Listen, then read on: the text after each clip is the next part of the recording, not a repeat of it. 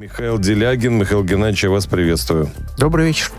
Ну и я, Алексей Осин, тоже здесь нахожусь. Вот первую часть нашей беседы хотел бы посвятить, или экономической, или политической адекватности. И, может быть, что-то не понимаю я как дилетант. Но вот два примера у меня есть. Во-первых, ситуация с энергетикой в Европе, а во-вторых, экономика Армении. Но мы сейчас много об этом говорим, и даже вышел доклад Института международной экономики и международных отношений Российской академии наук про ситуацию в этой стране. И там прямо вот все по числам, по цифрам абсолютно очевидно. То есть ошеломляющий рост экономики в 2022 году 12,6%. Ну, поменьше, но тоже выше мировых темпов значительно. 23 год 9,4%. За счет чего? Ну, понятно, что там параллельный импорт, посредничество армянских компаний, основная ситуация с Россией. Я смотрю, вы уже что-то хотите сказать. Ну, просто армянская экономика очень маленькая. В 2022 году приехало довольно много релокантов с деньгами. Потом-то деньги стали заканчиваться. Они приехали. Это было достаточно серьезным импульсом для армянской экономики. С другой стороны, поскольку Армения оказалась одним из окошек для параллельного импорта, для расчетов, для всего остального, они тоже, в общем, получили с этого выгоду. Вот вам плюс 12%. Потом 9%, ну и поскольку, в общем, со своим производством все просто и понятно, собственно, на этом перспективы закончились. Ну, ситуация-то в чем? Я почему начал об адекватности экономической и политической говорить? Вот сейчас Армения, судя по всему, по политическим причинам или от какой-то обиды на Россию, сворачивает контакты с ОДКБ, там, может быть, временно, может, постоянно, Нет, там все гораздо проще. Просто... В Армении в результате очередной цветной революции пришел к власти представитель Сороса, товарищ Пашинян. То есть это абсолютно антироссийская структура. Ну и дальше началось плевание в нас всеми силами. Когда это, в общем-то, достаточно агрессивная риторика, и не только риторика в отношении нас, стала масштабной, воспользовались соседи Армении и вернули себе Нагорный Карабах. А что было использовано руководством Армении, которое не признавало Нагорный Карабах, надо отдать должное, но виноваты в этом оказались мы. Ну и дальше, там была довольно сложная ситуация, потому что Армения традиционно находилась под английским контролем. И этой цветной революции американцы перехватили контроль за Арменией у англичан. После чего англичане просто решили показать всем на примере этого замечательного государства, что будет с теми, кто... это, конечно, все гипотеза. Что будет с теми, кто уходит из-под английского контроля к американскому. А на это наложилась крайняя эффективность американских администраций, которые действительно, кроме шуток, очень часто пытаются руководить миром по глобусу. И господину Пашиняну в свое время объяснили в Вашингтоне, что это хорошо, что вы хотите в Европу, но для вас путь в Европу лежит через Турцию, потому что Турция ближайший к вам член НАТО. Пашинян пытался объяснить, что он армянин, но это было слишком сложно для американцев. А он некоторое время покочевряжился, сейчас, в общем, перспектива Армении достаточно грустная. А надо сказать, что примерно она живет в очень большой степени за счет внешних поступлений. В докладе МОМО отмечено, что 78% этих поступлений приходится на две страны.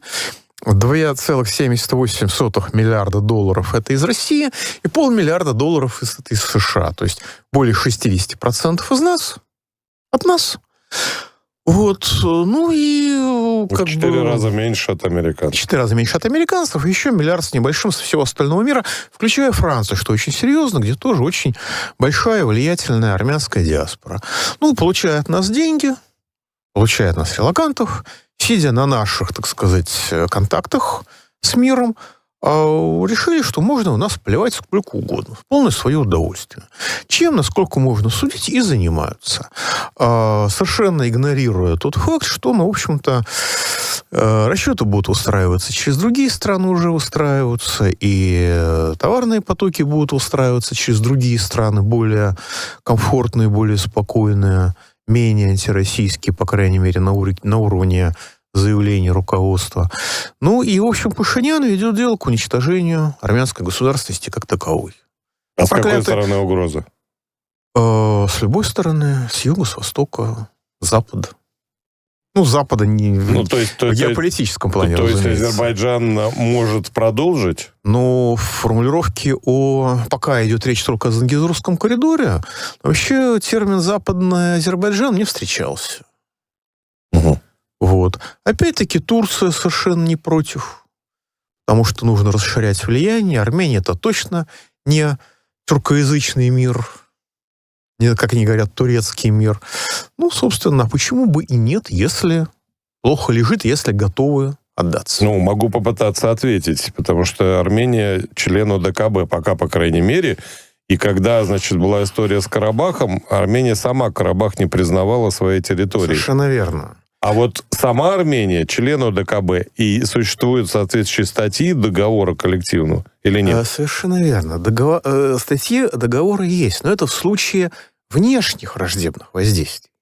А я и веду речь о внутреннем враждебном воздействии, потому что власти Пашиняна и компании производят впечатление силы абсолютно враждебной армянской государственности как таковой и самой идеи армянской государственности. По крайней мере, такое впечатление возникает. Может быть, они думают по-другому.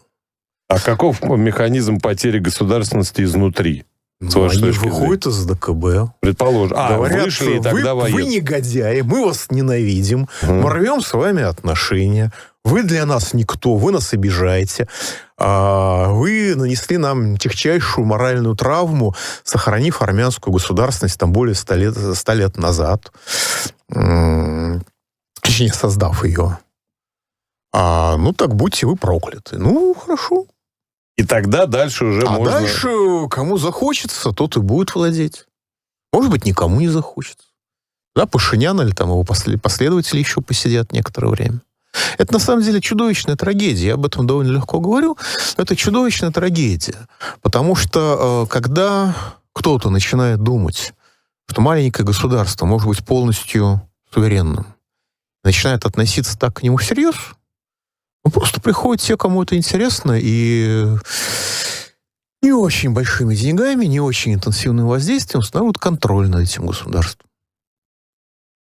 И тут весь вопрос, а нам что делать с этой ситуацией? Ждать, пока Пашинян каким-то образом или Сорос, кто-нибудь из них исчезнет? Я не уверен, что сохранение армянской государственности является нашей целью. Значит, ничего не делать. Нашим смыслом. Мы признаем суверенитет государства Армения, и если власти Армении захотят себя уничтожить, хотя что с этим можно будет сделать? Ничего, у нас даже границы вообще нет. Если так пытаться рассуждать, хорошо, есть Пашинян, и опять возвращаемся к тому, с чего начали, о целесообразности. Но ведь наверняка же в Армении есть люди здравые. И как появились они в Грузии, например, которые не совсем не пророссийские. Они просто поняли, что если так, то будет...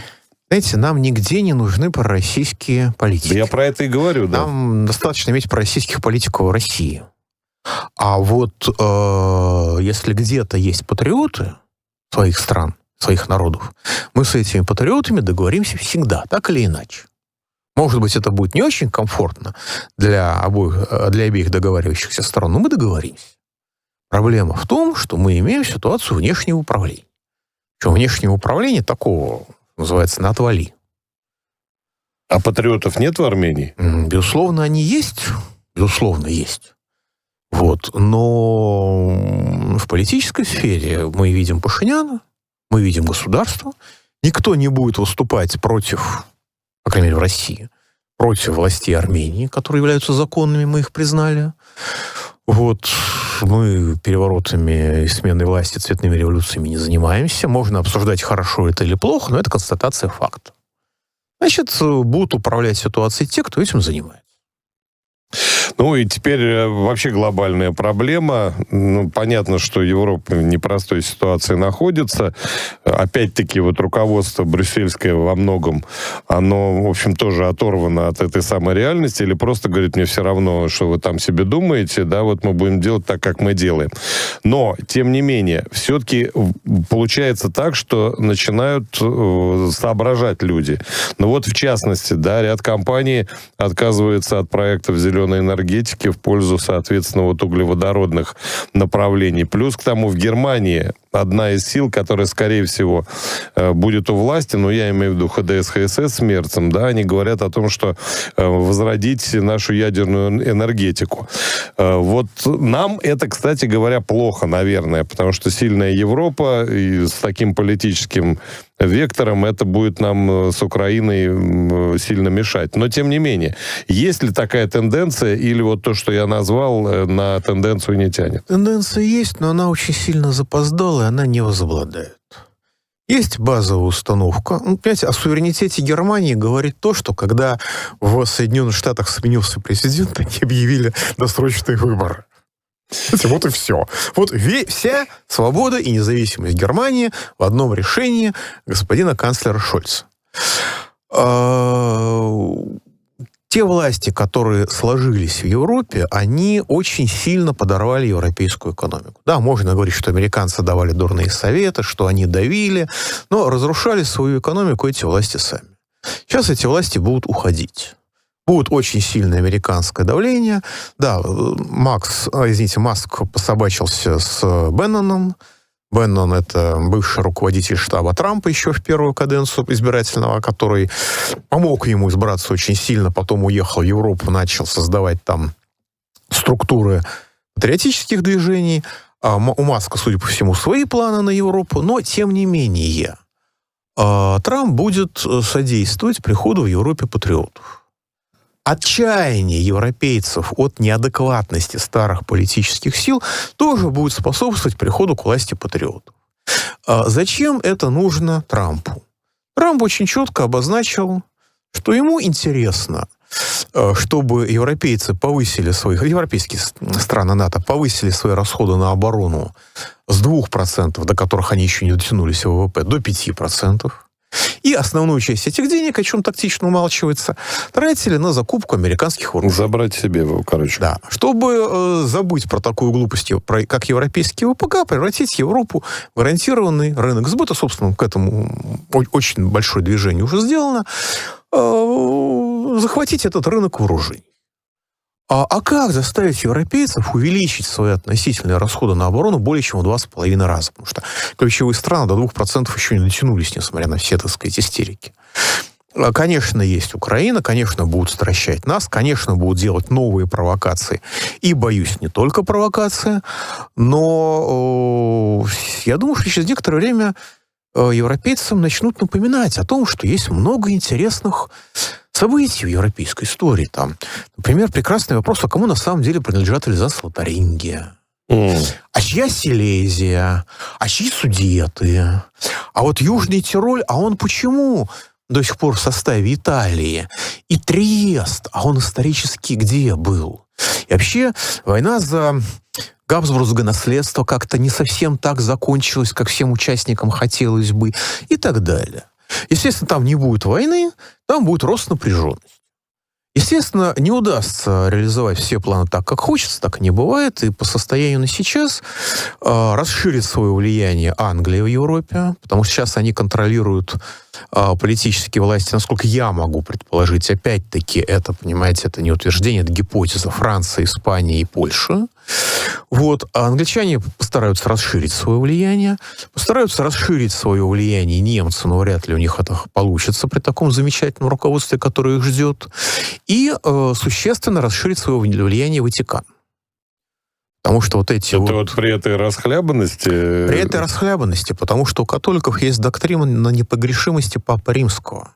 Знаете, это не у нас, когда в церкви демократия, и если священник не возглашает здравицу его святейшеству, то, конечно, это очень плохо, и, конечно, это очень нехорошо, и это внутренний скандал, но вот это внутренний скандал. А там дисциплина совершенно другая. И там есть свои спецслужбы Ватикана. Да, они, конечно, обанкротили свой банк, но я думаю, что это было такое банкротство в стиле «кому я должен, всем прощаю», а то, что у меня есть, остается мне. Так что старые структуры власти, они, хотя весь 20-й год непрерывно проигрывали все войны, но они не погибли, они сохранились. И вот это будет новая Европа. Мы могли попытаться сделать европейских патриотов своими за счет наших традиционных ценностей с 2013 года, но сейчас ситуация уже изменилась, потому что у них другой носитель. Трамп перехватил инициативу. Трамп, 10 лет инициатива лежала в грязи, Трамп поднялся, ее поднял.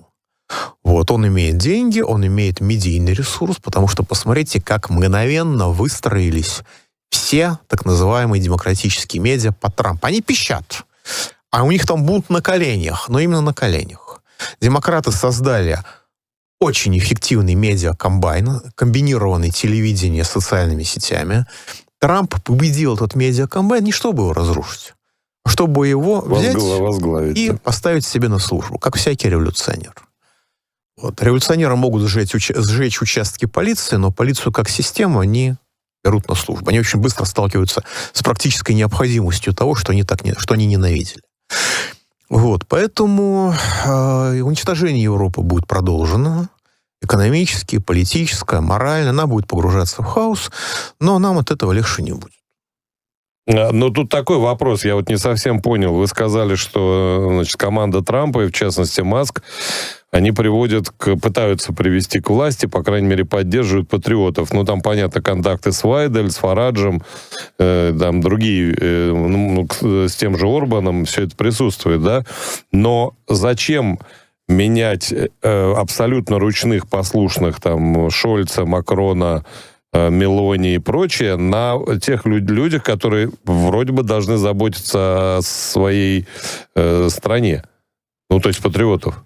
В Германии замены не будет, просто патриотов выведут наверх, а AfD будет оставаться прокаженной силой просто для внутреннемецкого контента. Просто она станет существенно более значимой, и она будет инструментом, который будет обеспечить абсолютно лояльность того, чуть не сказал клоуна, уважаемого политика, который формально будет канцлером. В Италии ситуация сложная. Я просто, честно скажу, что я в этом не разбираюсь, потому что в свое время один из советников Берлускони сказал, что у нас такая интересная внутриполитическая жизнь, что никто в Италии не интересуется внешней политикой, все силы уходят туда. Но Италия очень трагически раздробленная страна, потому что все, что к югу когда-то говорили от Рима, это Африка, сейчас уже говорят все, что к югу от Милана, это Африка. И у них очень большой, реально большой государственный долг.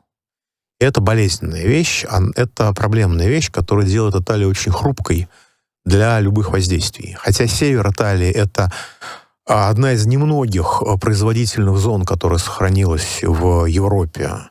И это действительно надежда Европы, но она достаточно слаба. И итальянская политика тоже слаба. Но, тем не менее, везде и всегда нужны люди, которые служат Трампу не за страх, а потому что они действительно видят в нем зарево нового мира. И нужно учитывать фактор личностный. Трамп — человек, который чувствует себя мессией. Только одному президенту Соединенных Штатов Америки до него, Гроверу Кливленду, удавалось второй раз стать президентом после поражения. И при этом Трамп обладает колоссальными ресурсами и колоссальной мечтой. У него есть видение будущего. Это вот «Сделаем Америку снова великой» — это реальное убеждение огромной части Америки. То есть это гиперимпериалисты. И в Европе им, конечно, нужен обслуживающий персонал.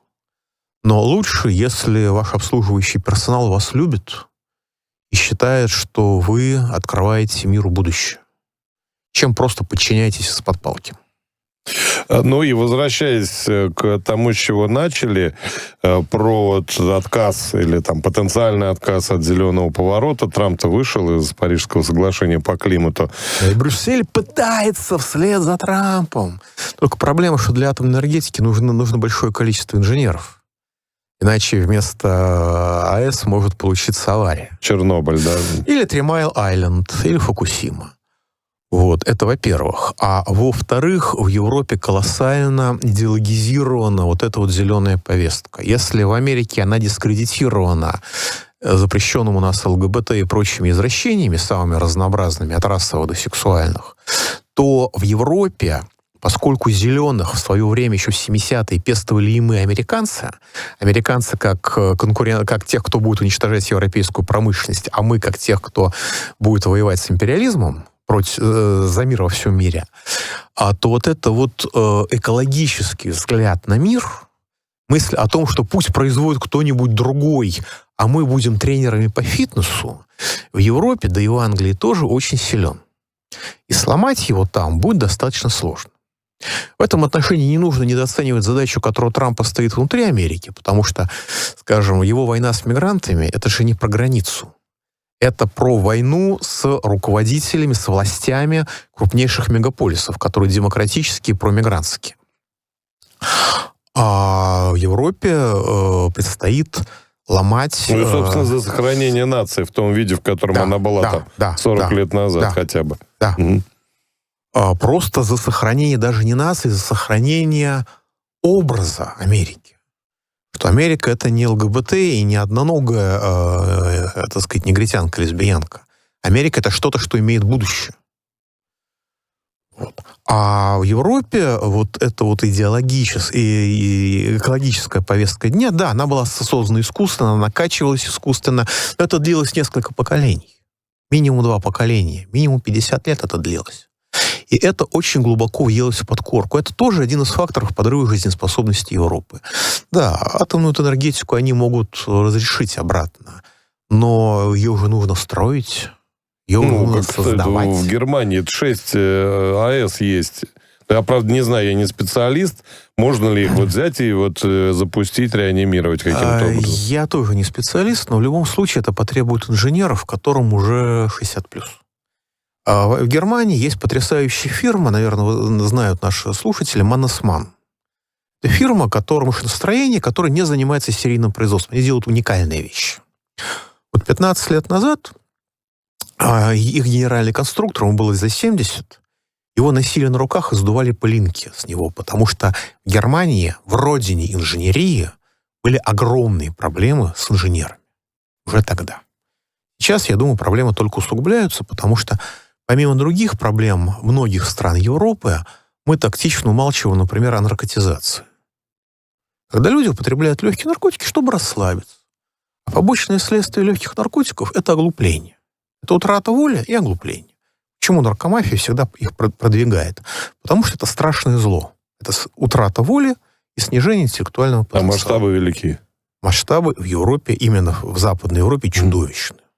Ну, там легализация, вот это все, да. Даже там, где легализация формально не осуществлена, а носит, так сказать, неформальный характер, считается, что это не страшное преступление, все смотрят сквозь пальцы, это чудовищно, реально. И это подрыв жизнеспособности Европы. Продолжим. Теперь к нашим делам. Геополитика такая была серьезно представлена в первую получасовку. Рубль укрепился. Я, признаться, не очень следил. Оказалось, что там на 6 даже процентов, 97 сейчас около того, а было за 100 хорошо. Но многие говорят, что связано это с тем, что экспортеры, собственно, как говорилось у Булгакова, сдавали валюту. Ну и, соответственно, это повлияло на курсы. И в общем, оптимистических ожиданий ни у кого из экспертов нет. Вот вы в данном случае к какому лагерю принадлежите? Ну, февраль — это месяц, когда сезонно рубль укрепляется. Поскольку Банк России продолжает декларировать, что он, так сказать, не вмешивается и свои обязанности, в общем-то, не хочет исполнять конституционные по обеспечению стабильности национальной валюты, то, соответственно, сезонная сдача валюты и некоторые другие еще вещи, они способствуют некоторому укреплению рубля. Вот у нас, значит, 15 января было 103 рубля за доллар с небольшим, это курс ЦБ. Ну, сегодня 98 рублей за доллар. Вот укрепление, да, действительно, имеет место быть. Но надеяться на значимое укрепление рубля я бы все-таки не стал в сегодняшней ситуации. А с вашей точки зрения, какие границы могут быть и должны быть у рубля? Экономически обоснованно, разумеется. Вы знаете, экономически обоснованно, на самом деле, все зависит от курса государства. Если мы хотим экспортировать сырье, продолжать экспортировать сырье и приобретать продукцию его переработки, если позволят, то есть быть экономической колонией, при всем своей политической независимости, при военной мощи и всем остальном, наверное, в принципе, такую политику нужно проводить, как она сейчас проводится. И тогда курс рубля, будет слабеть потихонечку, да, но не катастрофически. Паники здесь тоже ждать не нужно. А если мы хотим развиваться, то тогда нужен дешевый кредит. А для дешевого кредита нужно ограничение финансовых спекуляций, как это делалось в Америке до 1999 года, в Западной Европе до введения евро, в Японии до 2000 года. То есть на нашем уровне зрелости финансовой системы, если вы хотите развиваться, вы должны ограничивать финансовые спекуляции. Значит, дешевого кредита не будет. Если мы ограничим финансовые... Извините, можно чуть-чуть поподробнее? Что вы под этим понимаете? Ограничение финансовых спекуляций. Грубо говоря, в обменнике мы покупаем валюту, грубо говоря, друг у друга. А крупные участники рынка, раньше на бирже, сейчас на внебиржевом межбанковском рынке, они покупают валюту, которая приходит в страну. Покупают валюту друг у друга. Большие порции. Вот если вы хотите там условно купить там 10 тысяч долларов, 50 тысяч долларов, никаких проблем. Скажем, как в Японии было до 2000 года. Если вы хотите вложить в финансовые спекуляции, то есть валютные спекуляции, реально значимую сумму денег, там условно 10 миллионов долларов, никаких проблем. Но сначала пятикратную сумму вложите в реальный сектор. Купите акции предприятия на срок более чем на год.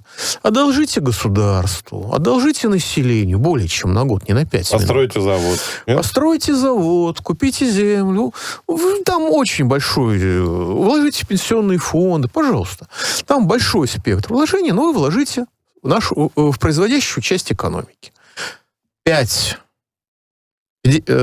раз больше вложили, 5 раз меньше можете спекулировать сколько хотите. Пожалуйста. Но сначала вложите. И это очень сильно ограничивает финансовые спекуляции. Потому что если это ограничение не ввести, или американское ограничение, которое там ввели в 1932 году, совершенно другой механизм. Делятся банки на те, которые работают с деньгами спекулянтов, так называемые инвестиционные банки, и с теми, кто работает с деньгами населения и предприятий реального сектора, так называемые коммерческие банки. Институциональное разделение. В Западной Европе были ограничения прямые, как у нас. Просто у нас были ограничения абсолютные, запрет, а там были ограничения административно прописанные помягче. На самом деле формат не важен. Важен принцип. Вложение в финансовый спекулятивный сектор всегда выгоднее, или, по крайней мере, привлекательнее. Могут быть не выгоднее, но иллюзии существуют. Привлекательнее, чем вложение в реальный сектор. Поэтому, если кредит будет дешевый, все деньги сразу бегут в финансовые спекулятивные рынки. В нашей ситуации это в первую очередь валютный рынок. Дальше здравствуй, девальвация, добро пожаловать в август 1992 года. Это абсолютно неприемлемо, о чем справедливо говорит руководство Банка России. Чтобы этого не случилось, реальный сектор не умирал, как сейчас, нужно ограничение финансовых спекуляций. Те, кто финансовые спекуляции не ограничивают, кончают, как Латинская Америка. Потому что я напомню, что после войны крупные страны Латинской Америки были не менее развиты, чем Западная Европа, во многом экономика, которая была подорвана, частью разрушена. Говорили в Европе богат, как аргентинец. Угу. А сегодня Аргентина это что? Это символ социальной катастрофы. Но там все-таки узость века. Экономики, ее ориентированность в одну отрасль, разве нет? Аргентина свои подводные лодки проектировала. Аргентина имела развитое машиностроение. Она все это потеряла. Почему? Они не ограничили финансовые спекуляции, и все деньги ушли в эти самые финансовые спекуляции. Вперед. Тогда такой вопрос. Как вы считаете, какой контроль должен быть за Центральным банком? На самом деле, это вопрос не принципиальный. Если контроль есть, то все в порядке. Просто вот исторически у нас есть правительство, которое обязано выполнять прямые поручения президента Российской Федерации. И у нас есть Центральный банк, который вроде такой весь из себя независимый орган государственной власти. Иногда даже они очень долго отрицали, что они орган государственной власти. Но при этом просьбы, рекомендации президента, неважно какого, руководитель Банка России, неважно какой, выполнял более дисциплинированно, чем председатель правительства выполнял прямые указания президента. Тоже неважно какой председатель. Ну, конечно, ему меньше указывали, чем председателю правительства, ему было проще, но тем не менее. К сожалению, сейчас у нас, я считаю, что Банк России очень сильно злоупотребляет своим независимым положением, просто игнорирует потребности экономики, игнорирует потребности общества, и в итоге он служит финансовым спекулянтом де-факто объективно против России. Поэтому, как во многих странах, включая, кстати говоря, Соединенные Штаты Америки, нужно зафиксировать, что Банк России отвечает не просто там за стабильность национальной валюты, но и за социально-экономическое развитие. Экономическое развитие в виде ВВП, социальное развитие, можно обсуждать уровень жизни, безработица, пожалуйста. Уровень жизни, наверное, самый надежный. И он за это отвечает тоже. И если он не справляется, то внесли соответствующий законопроект, что Государственная Дума должна вносить представление президенту Российской Федерации с просьбой рассмотреть вопрос о том, чтобы представить Госдуме другого председателя Банка России. Потому что сейчас ситуация немножко странная. Перед нами председатель Банка России нам рассказывает о своих планах, перед нами выступает, отчитывается, рассказывает, что планируется сделать. В этом отношении Набиуллина прекрасно, она очень дисциплинированный человек, все очень ответственно делает, но при этом все, что мы можем сделать, это принять к сведению. Или не принять к сведению. Зачем тогда эти выступления? Нет, на самом деле... Вопросы задаете, да, ведь? Вопросы задаем, получаем разъяснения. Ну вот, например, я пытался получить четкие, однозначные гарантии, что не будет этой безумной паники, что безумная паника не оправдана, что не будет никакой заморозки вкладов. Вот мне не дали эту гарантию, другим людям дали эту гарантию. Все выдохнули, успокоились, пошли спокойно по своим делам. Не было бы института взаимодействия с парламентом, возможно, не было бы четко сказано, и люди бы до сих пор дергались значительно сильнее, чем дергаются сегодня.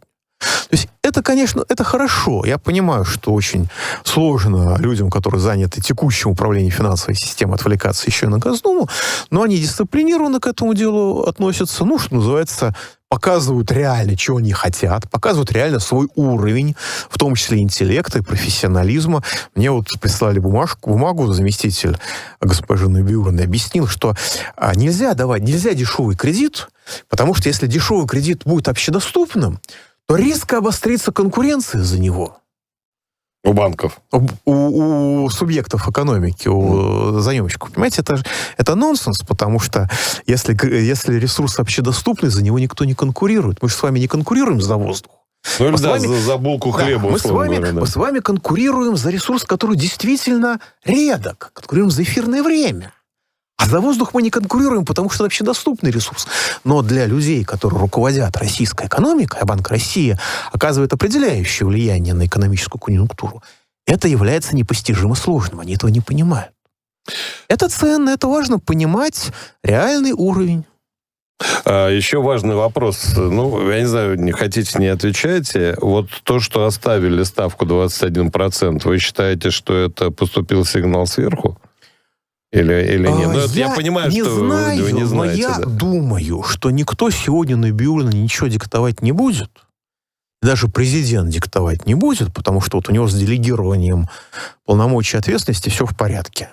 Я думаю, что ситуация была просто неудобной для самой Набиуллиной с точки зрения политики. Потому что 19 декабря президент проводит прямую линию, общается со страной, рассказывает о своем видении.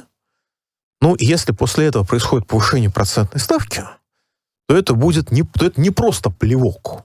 Да? Это просто перечеркивание всего, что было накануне сказано. Как человек аппаратный и политически грамотный, Набиуллина себе такого, конечно, позволить не могла. Поэтому приняла разумное решение, с любой точки зрения, ключевую ставку дальше не повышать. Сейчас мы что слышим? У нас в прошлом году была инфляция, я подчеркиваю, не надо сейчас кидаться предметами в радиоприемник, потому что это официальная статистика. Ну, да? по Росстату, да, все верно. Планировали 9,4, сейчас, уже 10%. И в этом году, в текущем, Банк России уже заговаривает о 14%. Не, подождите, они же говорят 4,5, и мэр говорит, ну, в смысле, Минэкономразвития. Это цель. Это цель, о которой они говорят. Светлое будущее. А есть еще ощущение. Уж не так посчитал. И как бы инфляция в моменте, то есть год к году. И это создает ощущение, что вот инфляция нарастает, нужно ее давить. А инфляция не имеет отношения к денежной массе, на самом деле, к ключевой ставке, потому что рост ключевой ставки разгоняет инфляцию. У нас избыток денег, у нас сейчас нехватка денежной массы. В условиях нехватки денежной массы совершенно бессмысленно бороться с инфляцией повышением процентной ставки. Она не от этого зависит.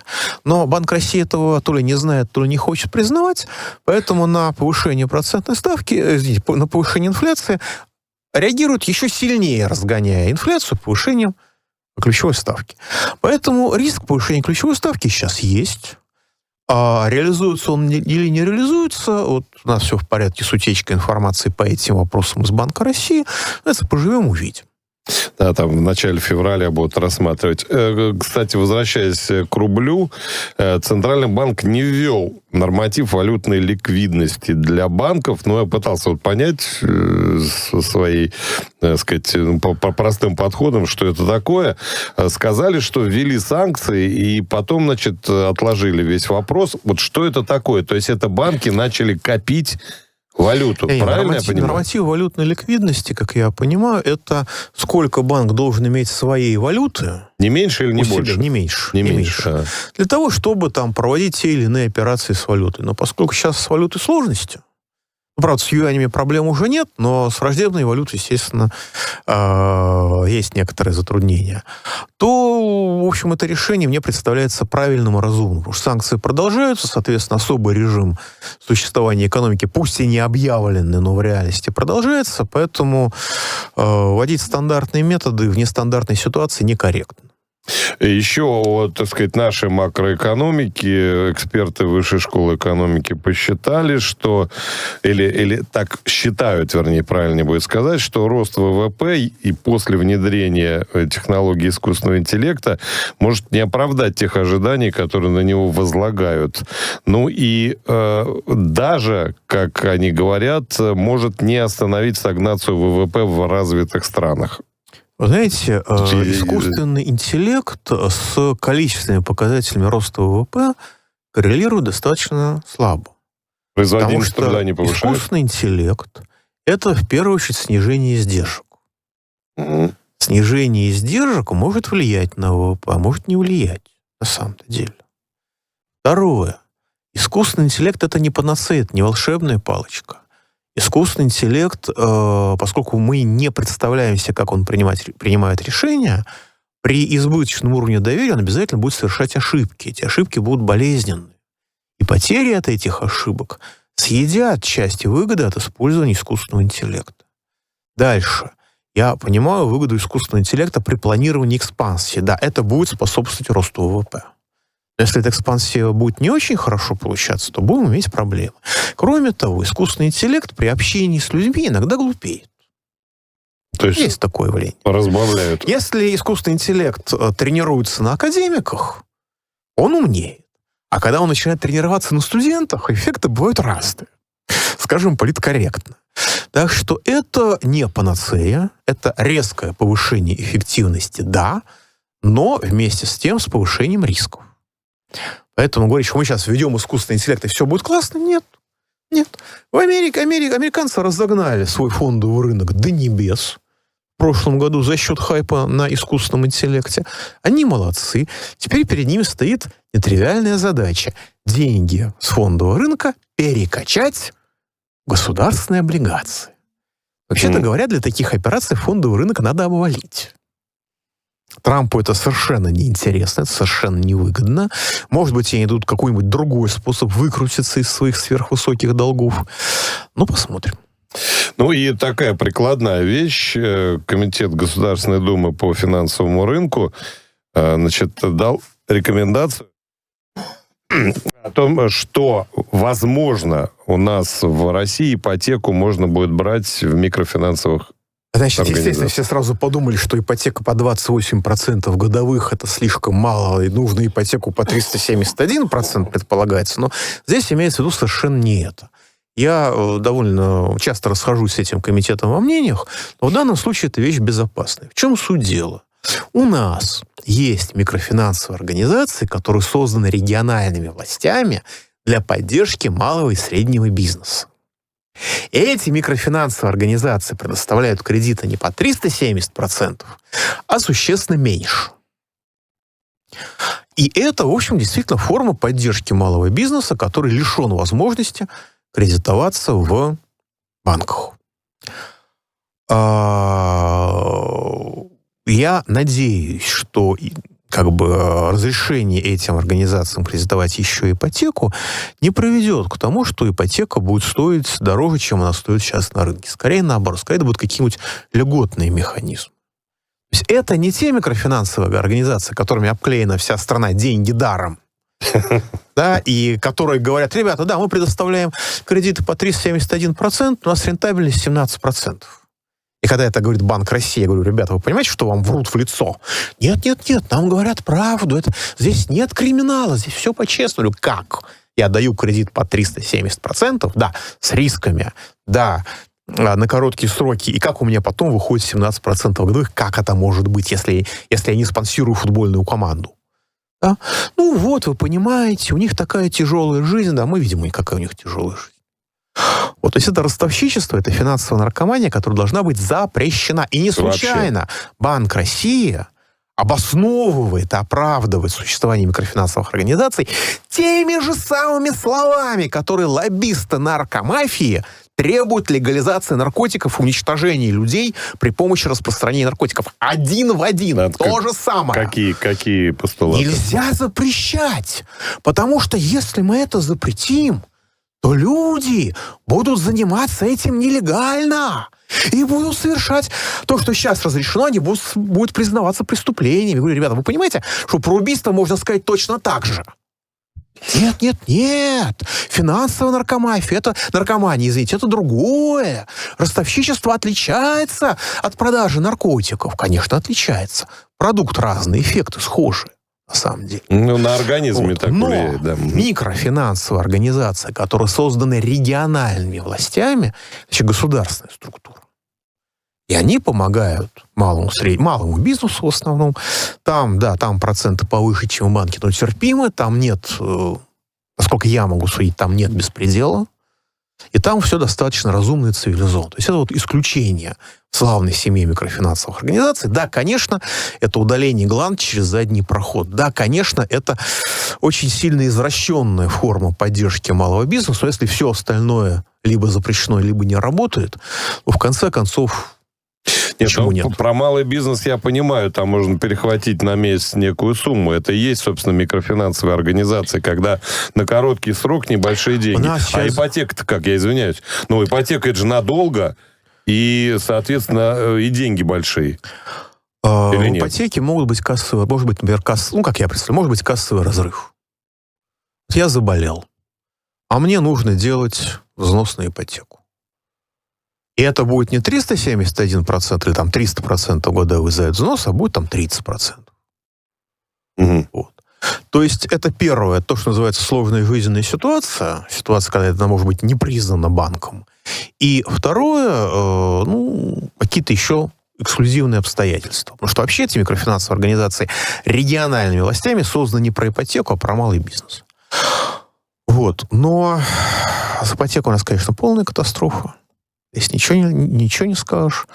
Но она же более половины субсидировалась государством, бюджетом.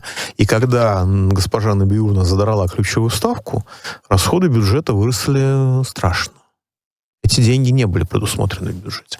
Опять-таки можно говорить, что у нас за пределами Фонда национального благосостояния на 1 января этого года лежало без движения остатков средств 8,2 триллиона рублей, которые Минфин не использует. Просто не использует. И просто лежат мертвым грузом. Это данные самого Минфина, которые были заявлены в ходе обсуждения. Но, и их можно посчитать косвенно по бюджетным расчетам. Но это другая проблема. Это проблема бюджетной политики, когда государство не использует деньги налогоплательщиков на нужды страны. Это фундаментальный порок с 2004 года, когда деньги замораживаются в бюджете, деньги съедаются инфляцией, деньги умирают, а нам рассказывают, что так и должно быть. А не должно быть запаса? Запас должен быть. Это называется резервный фонд правительства. На случай тех или иных чрезвычайных ситуаций. Потому что если возникает какая-то совсем сложная ситуация, то в условиях нехватки денежной массы просто эмиссия денег, она не ведет к скачку инфляции. Она, наоборот, ведет к снижению инфляции, потому что рост деловой активности опережает рост денежной массы. Последний раз мы это проходили в конце 2022 года, когда 5 триллионов рублей с лишним просто было вброшено в экономику, потому что критическая ситуация была в экономической сфере, и никаких негативных последствий не было. И экономический импульс был, экономического роста такой, что до сих пор все эти либералы во главе с Набиуллиной не могут его окончательно подавить, окончательно погасить. Смотрите, просто с точки зрения обывателя, хорошо бы, когда что-то лежит такое вот у тебя все-таки, или нет? Семья отличается от государства двумя вещами. Если я у себя в семье начну рисовать купюры Банка России, меня посадят, то это будет 7 лет лишения свободы за фальшивомонетчество, и ни один адвокат мне сочувствовать не будет. А государство обязано имитировать деньги по потребностям экономики. Не больше, но и не меньше, по потребности.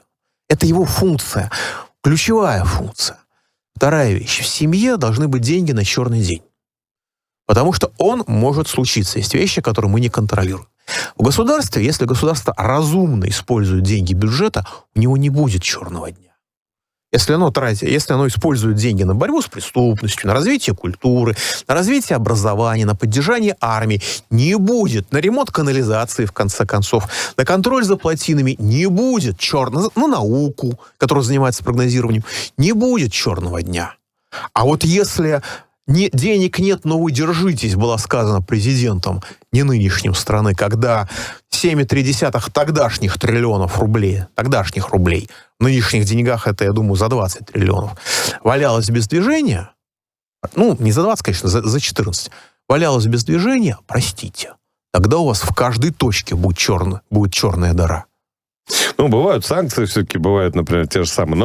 Ладно, это довольно длительный масштабный разговор. Спасибо за этот, очень интересный, с моей точки зрения, и познавательный.